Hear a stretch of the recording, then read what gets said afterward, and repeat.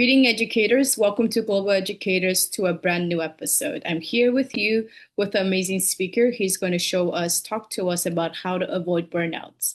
Again, this is a show, Global Educators, is the name of show for parents, educators from all around the world to just come together and talk about how to create a safe environment and a safe world for the next generation.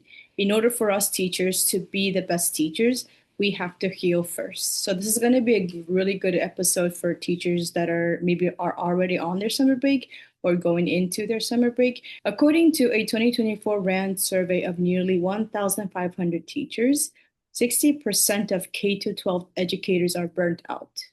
They also cited that stress and disappointments of teachings are not worth it. Probably a very sensitive topic, but we have to talk about it.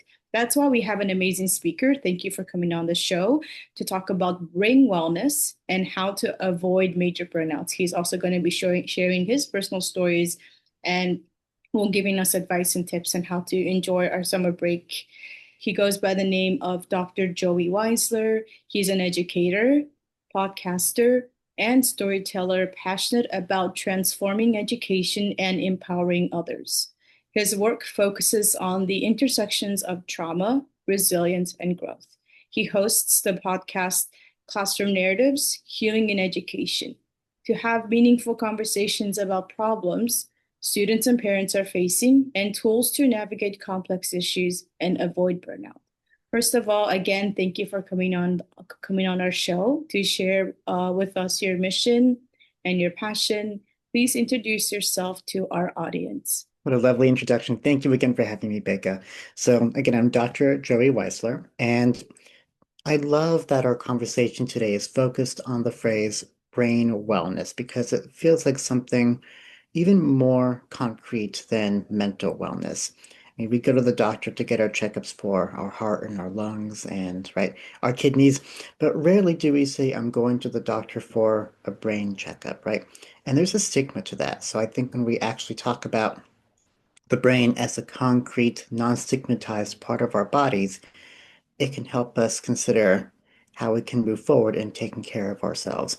So I'm Dr. Joey Weisler, and I go back and forth between New York City and South Florida, both here in America. And the roots of my story, when I walk into a classroom every semester on the first day, because I am a university professor and college instructor, and I taught in the kindergarten through 12th grade sector for about a year and a half. I was teaching eighth year or eighth grade, as we call it here.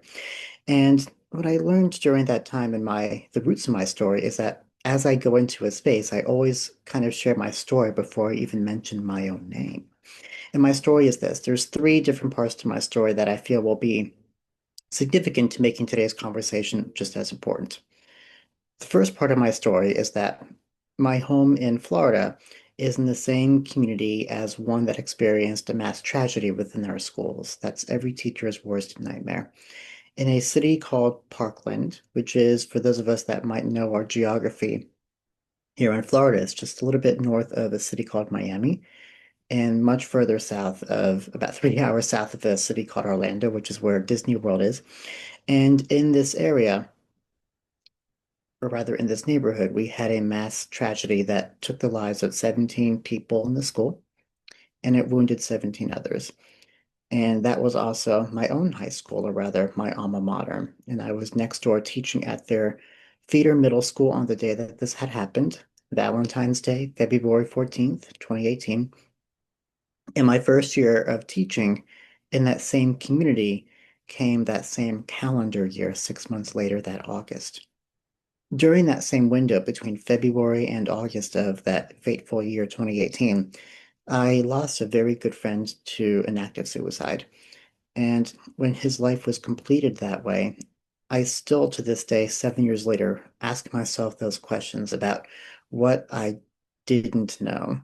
And there's another researcher whose name is Sue Klebold, who has a talk about this after her own son committed a murder-suicide. She says, how did I not know? How did I not know? I should have known. I should have seen those signs. And as a good friend, I continue to feel the same way. And there is a lot of guilt that comes in terms of what I missed in terms of the struggles that this person carried. But at his funeral, the sermon was about transforming our scars into stars. And that's a mantra that I've carried with me into my own personal teaching, is carrying those scars into stars. But the third thing that I have to share about my story is this. In that opening year of teaching, following my community's tragedy, as well as my own personal tragedy around my friend, I bought into, as Becca alluded, here in the US, that there is a high burnout rate because many of us as educators, as culture upholds us to do, I brought into what I call to be the superhero narrative. And the superhero narrative is one in which we as educators feel the need to be Superman or invincible or always trying to rescue our students. And even as I describe it in my own dissertation, my own doctoral work, it's like a daily suicide mission for teachers. And because of that, I burned out very quickly. I'll even say that my leadership team, my administration, did not care for me because of me always wanting to speak up against them in terms of things I've missed or I thought they were not seeing in my students. For example, when students were struggling, I would be the one to go down to administration and say, hey, my community that's 30 minutes away from you just had 17 people die because they missed these signs. My good friend, he just died because we missed these signs. I see these things in your students. I see these signals in my classroom that could indicate that we could be the next school that has a tragedy or the next school where has many students lose their lives because people are not listening. You need to listen. I would say that to my leadership team. And of course, consequently, I was greatly unappreciated because nobody wants to be called out. So my first year of teaching, I burnt out very quickly because I brought into the superhero narrative.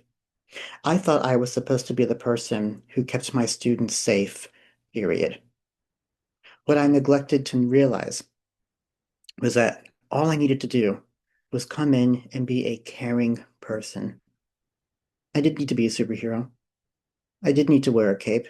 I didn't wear a cape. That's just a stretched metaphor. I didn't need to wear a cape, but I just needed to be a caring person and a caring human who could guide my students and keep them safe, comma, for now, until the next trained person in the building could handle them. And that's my background. Thank you for that lovely introduction.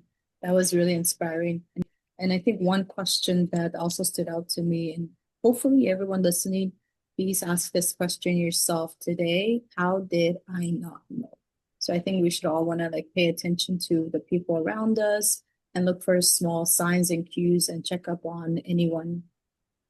Also, the three major points in your life. Do you think the first was the tragedy? First of all, my condolences to everyone that was affected. So first of all was the tragedy. Second one was a personal loss of a friend, and the third is leading the burnout. Right. So do you think Exactly. these all three shaped who you are now today?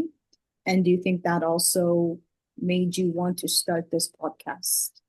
Absolutely. So I think the first two as standalones were just incredible moments of just events with sadness and grief.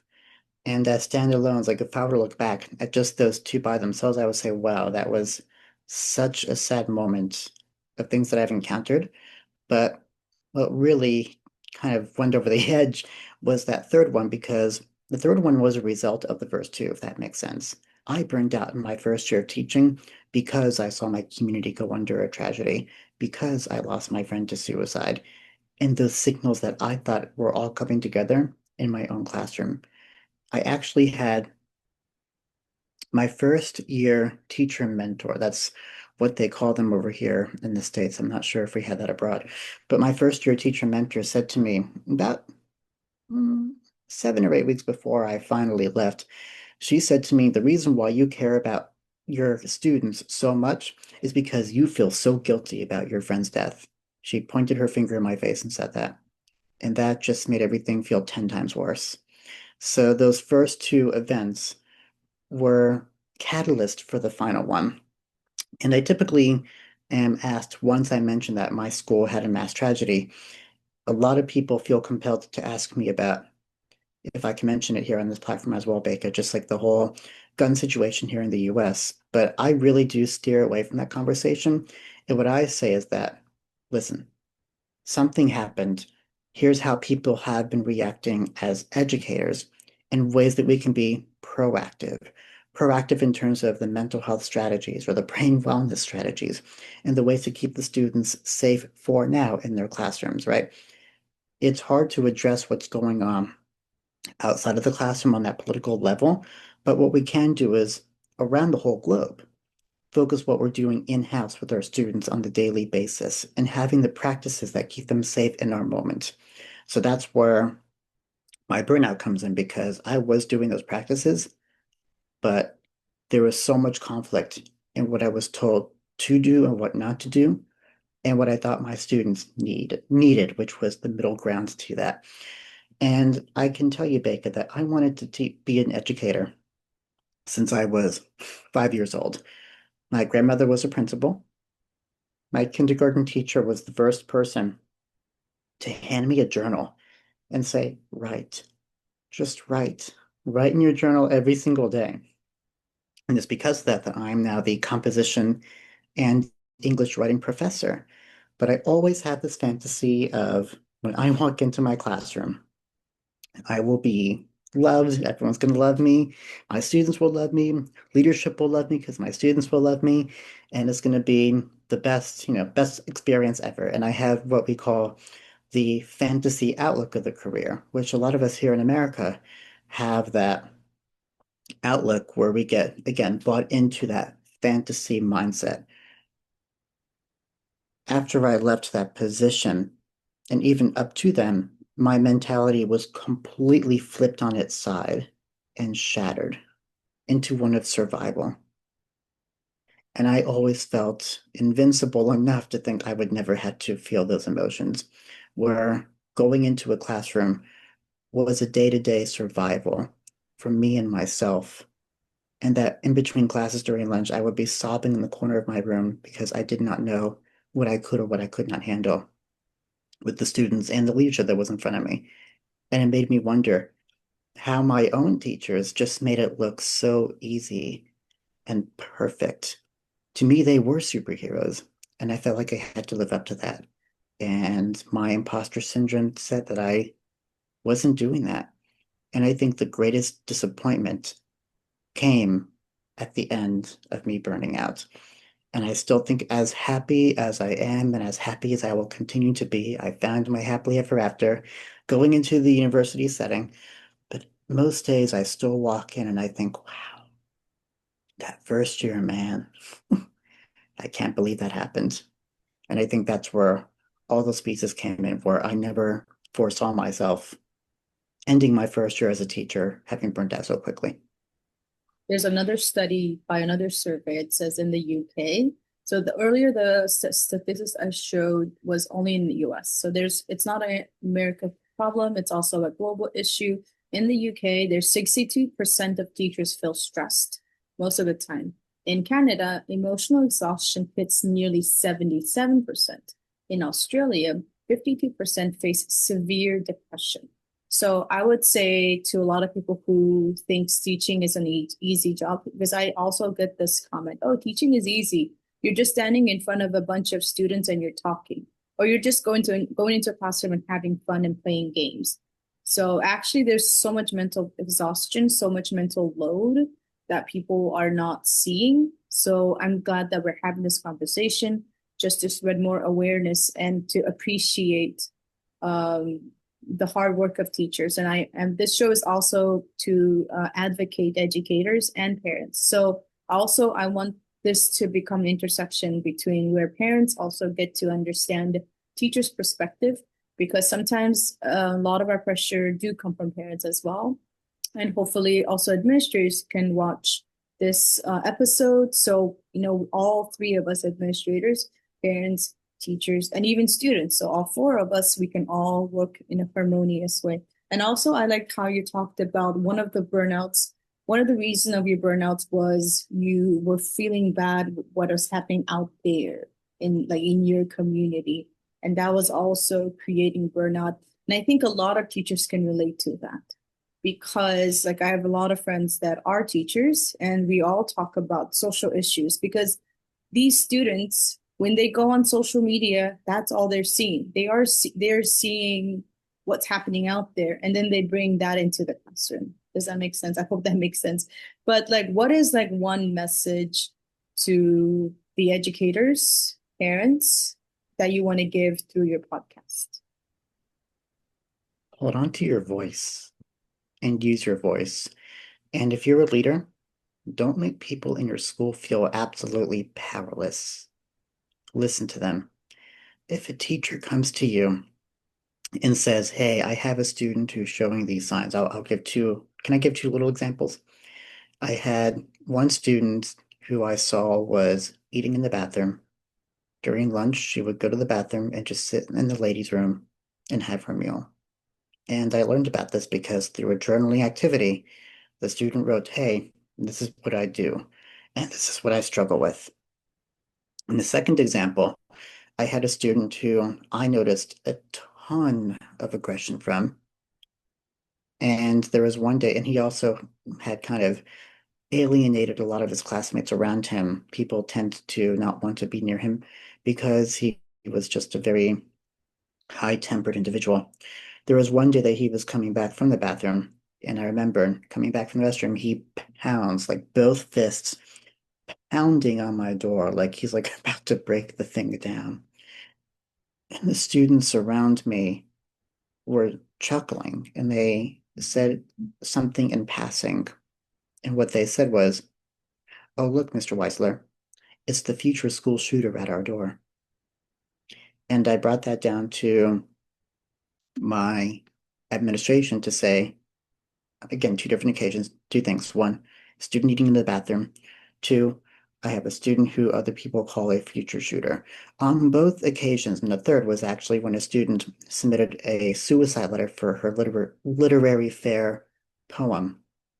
And on all occasions, I brought it down to my leadership team who looked at my request. They shrugged their shoulders and I said, "So what do you want me to do about it?" was their answer to me. "What do you want me to do about it?" And I said to them, "Well, listen, if you don't do something, then I will." And that was not the answer they wanted to hear. And that is why I had to leave eventually, because our philosophies continue to really clash on taking care of students. Give your teachers a voice. Listen to them. If they see something and they say something, follow through. If you don't have the resources to do that, find them, get them from somewhere.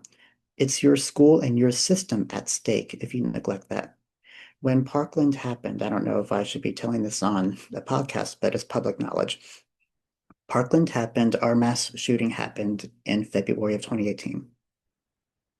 In December 2017, 2 months before, there was a retired FBI agent who came into the school. People didn't know who he was. He wasn't expected to be there. He was just doing his rounds. And when he came into the front office, he started shaking hands with the administration. And when he shook their hand, he would hand them a sticky note. Finally, and he would also just put sticky notes on random doors in the office. Finally, when he was done with their rounds, he assembled the whole team and he told them who he was. "Hey, I'm an undercover FBI agent. I'm here to look at the safety that is upheld within schools throughout our community." He says, "These sticky notes represent gun bullets in this metaphor." He says, "If I shook your hand and I gave you a sticky note, you would be dead if this is a real shooting. If I put a sticky note on your door, you would be dead because I would have shot into your room. These are the things that you need to fix to prevent you from coming the next mass tragedy." They didn't listen. How do we know? Because 6 weeks later, the real thing happened. If people come to you and they say something is wrong, this is how you fix it, follow through. Again, because it could be at stake.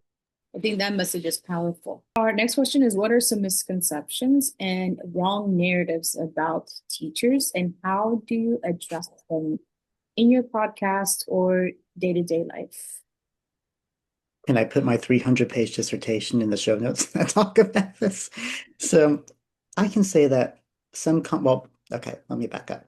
There is a whole genre of film that exists called the American Hollywood teacher. And the American Hollywood teacher film, that's stories for those that may be familiar, such as To Start With Love, Dead Poets Society. That's one that has a ton of attention from the actor Robin Williams. There is Dangerous Minds with an actress named Michelle Pfeiffer. And Stand and Deliver as well is another great story. And all of these different films within the Hollywood landscape follow the exact same arc. And of course, when I was viewing these films before I began teaching, I thought, oh, how cute, how entertaining, how fun, which is probably how most non-teachers see these films because it's just to them for entertainment. What these films do, and it's usually, by the way, the English teacher where these things happen to in these films. They're following an educator who has this wonderful fantasy, like me, right? They have a fantasy of going into their career.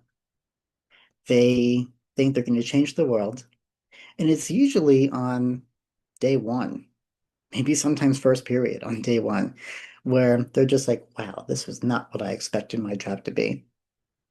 And the rest of the film shows them struggling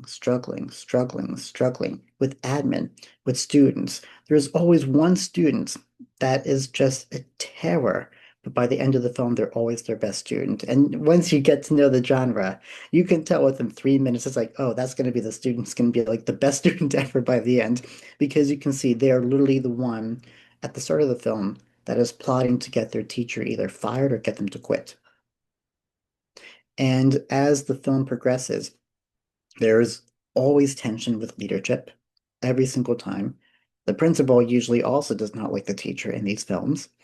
But by the end, once the teacher has this Oedipus moment where they actually break through to their students, there's something that they do, some strategy that they walk in with on one day in the film, some climatic moment where everything turns around.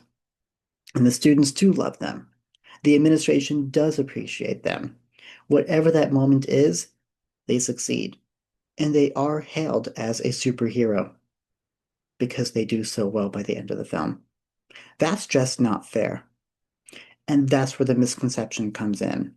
That on every single one of these films, no matter how much these teachers are struggling, they seem to break through and they seem to succeed. That screams to culture itself, including me when I was in pre-teaching service, that, oh, no matter what I go through, I'm going to survive it.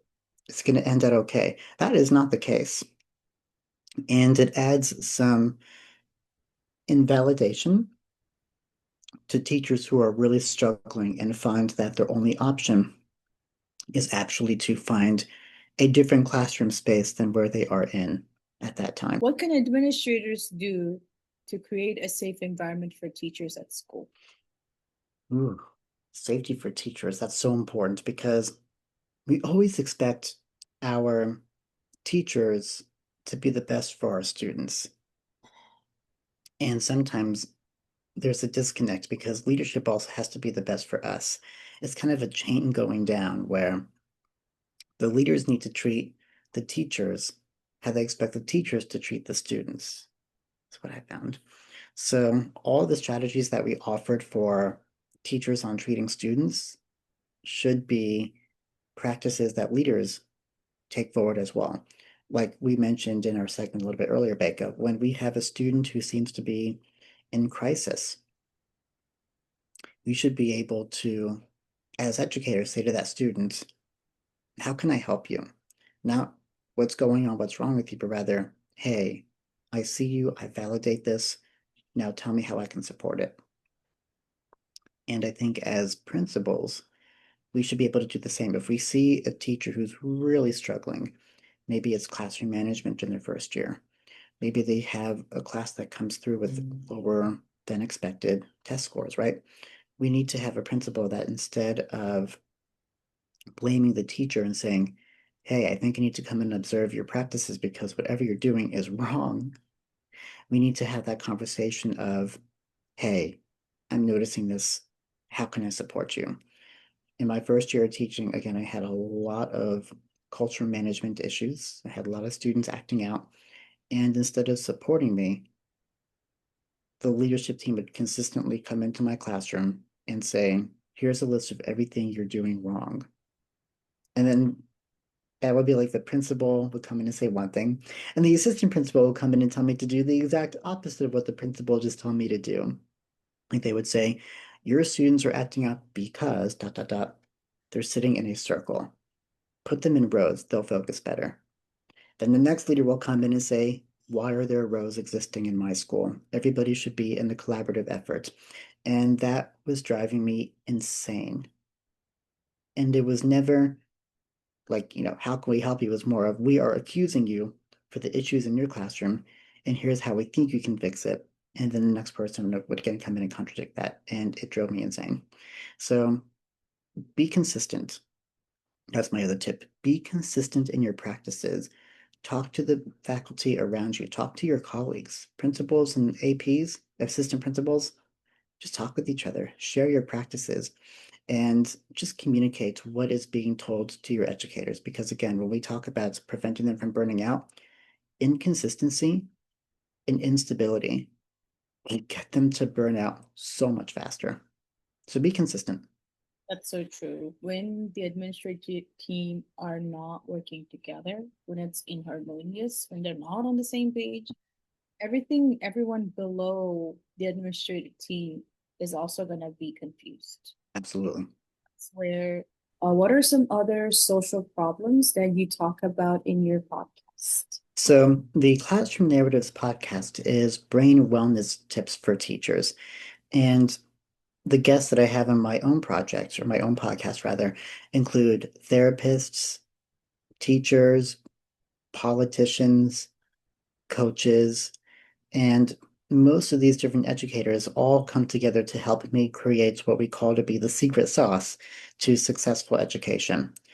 And what most of my guests justify is, again, this idea that what we need to do is come together and break that superhero narrative, but it's going to be significantly harder to do that at a societal level. It's going to work so much more if we do it on the personal level, as in, it starts with you.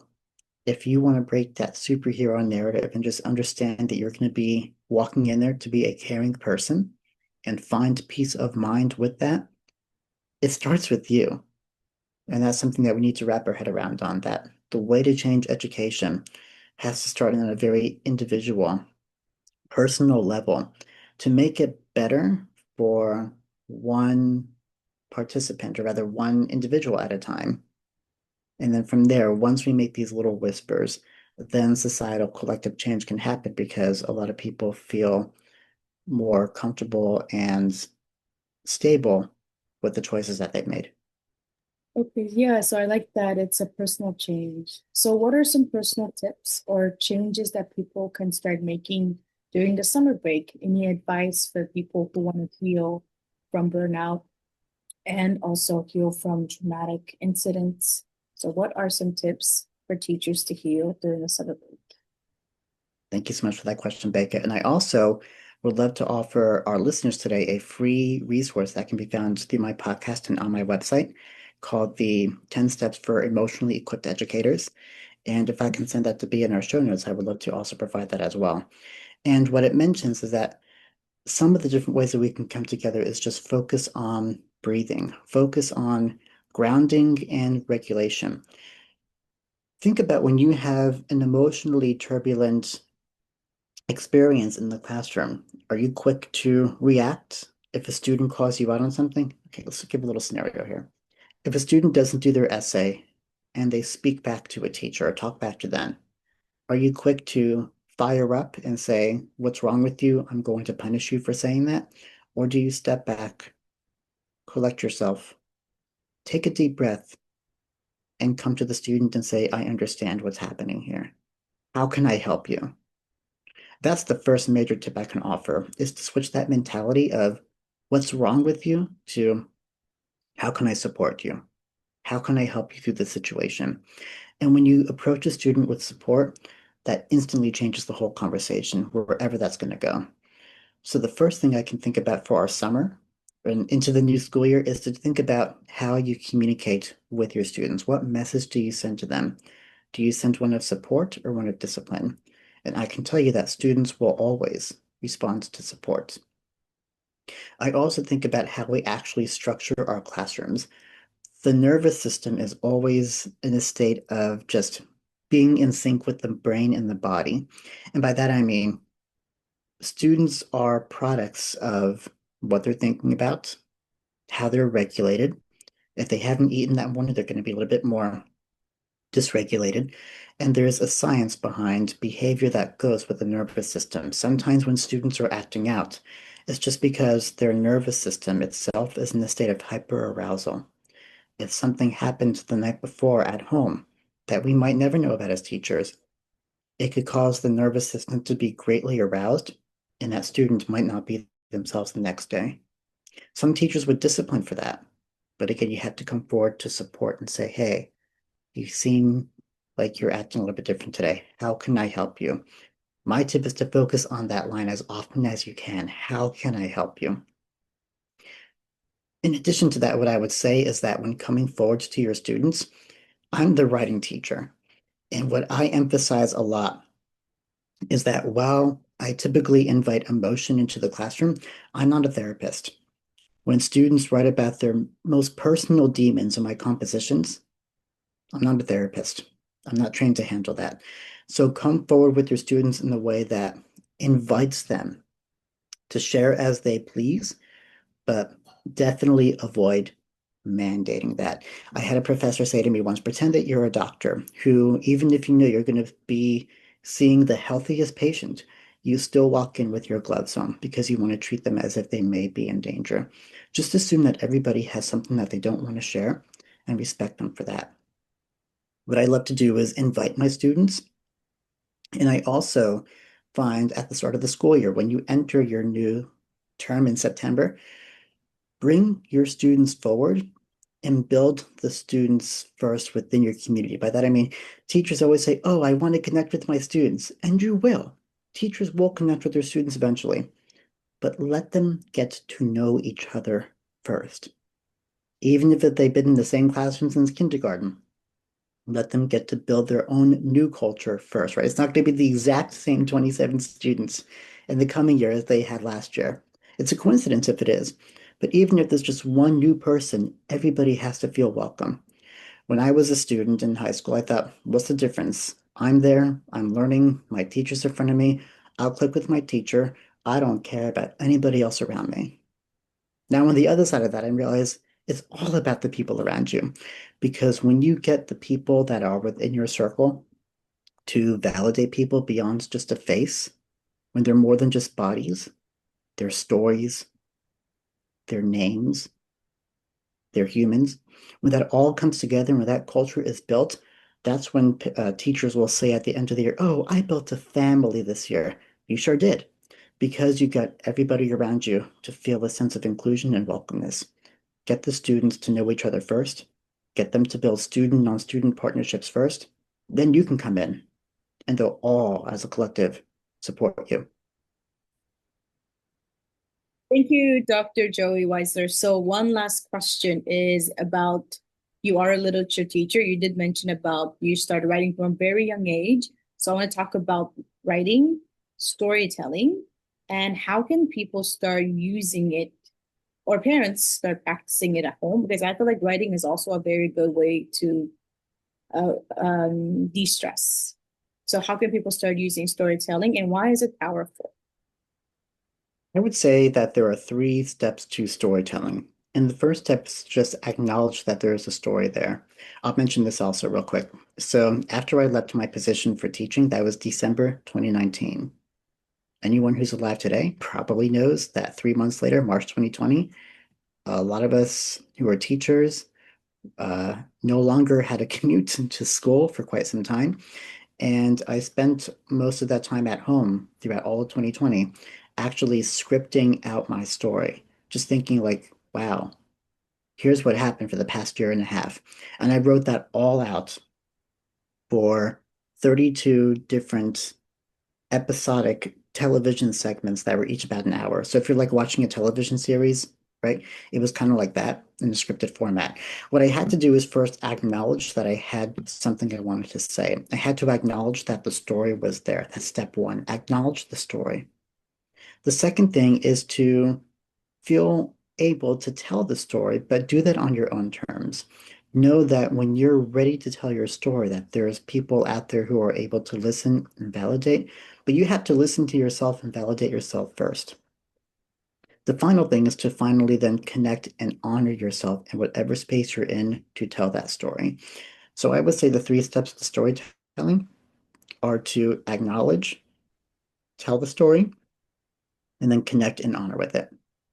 I can also say that, Becky, when we talked a little bit earlier about just different practices that teachers can follow through with in their new year, one of my best practices is focusing on the pillars of accountability and flexibility. And by that, I mean that I hold the students in my classes. Again, I teach at the university level here, but I hold my students entirely accountable for their learning. But while I do that, I'm also very flexible in how they want to get there.